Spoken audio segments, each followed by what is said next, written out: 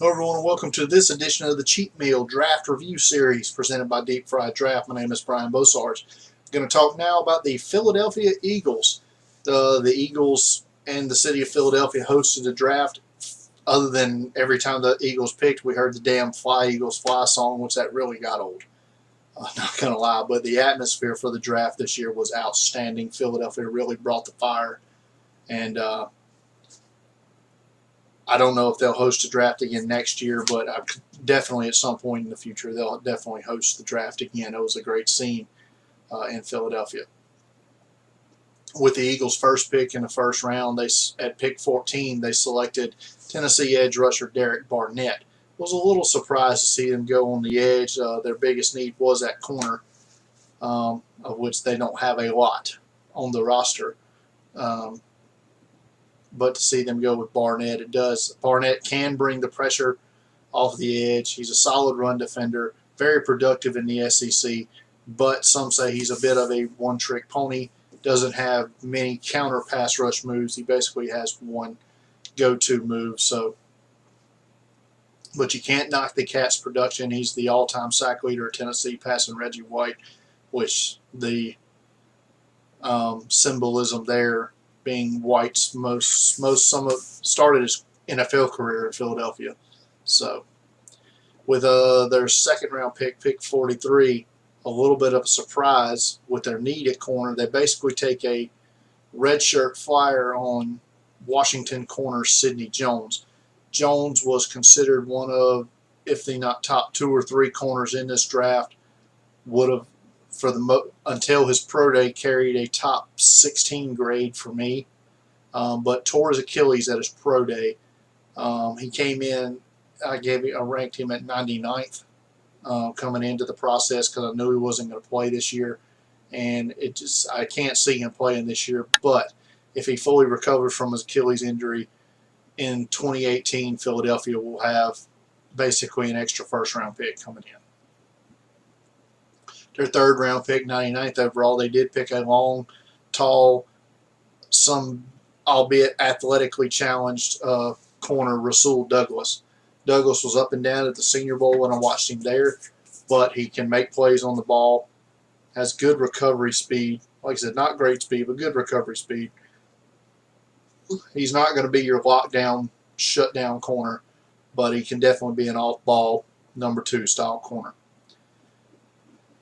Their fourth round pick 118, they kind of went off the rails, off my board anyway, and selected Mack Hollins, the wide receiver from North Carolina. There were 3 receivers from North Carolina available in this draft. I thought Hollins was the 3rd best of the bunch. I had Hollins as like the 54th best receiver in this draft. He's a special teams freaking dynamo, though.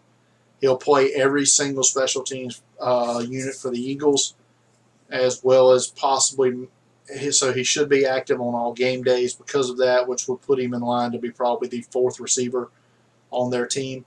But he's a big cat, 6'4", 221, but I just did not think that warranted a 4th round and a high 4th round pick at that.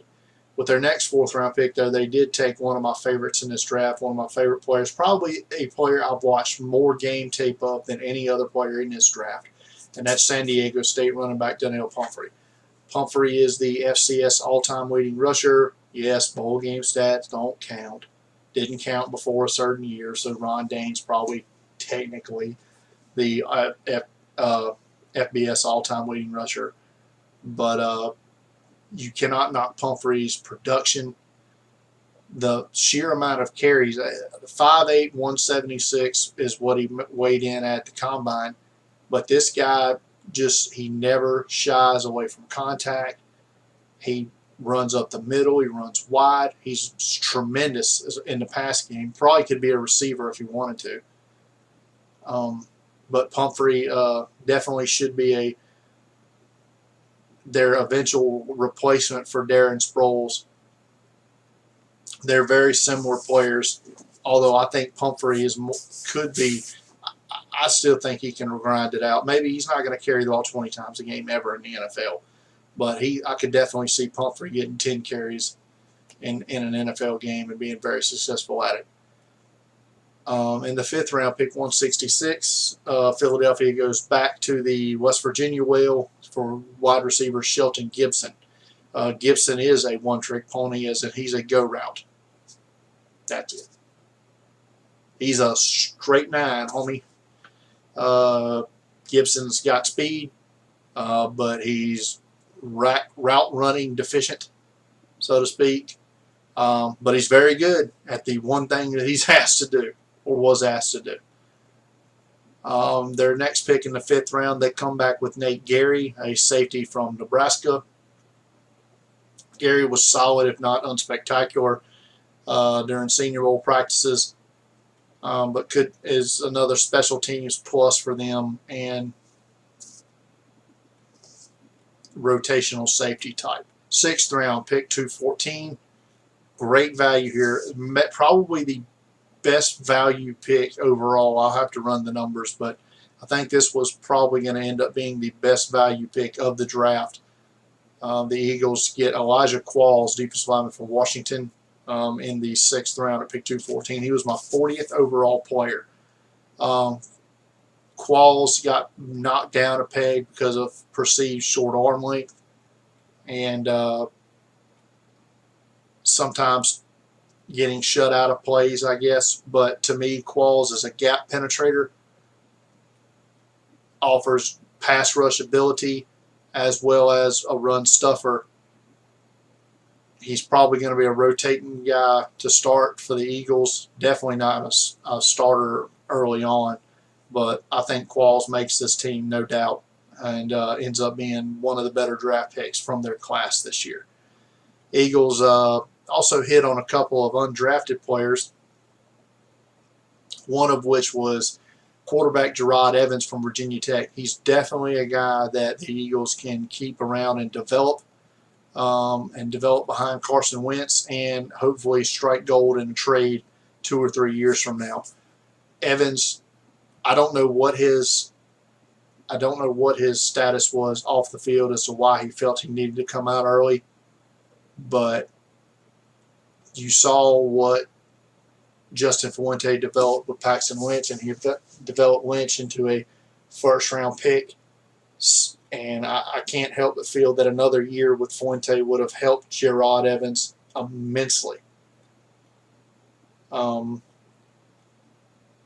undrafted player the Eagles bring in is another West Virginia player. They liked him some West Virginia this year, but Tom Orlowski is a center. Nasty man. I mean, he's got a rugged demeanor about him.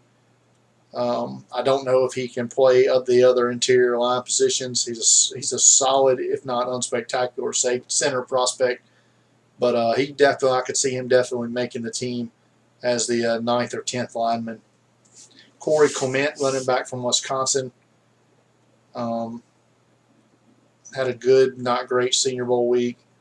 He's a guy that's just doesn't offer you much in the pass game, so that's why he went undrafted.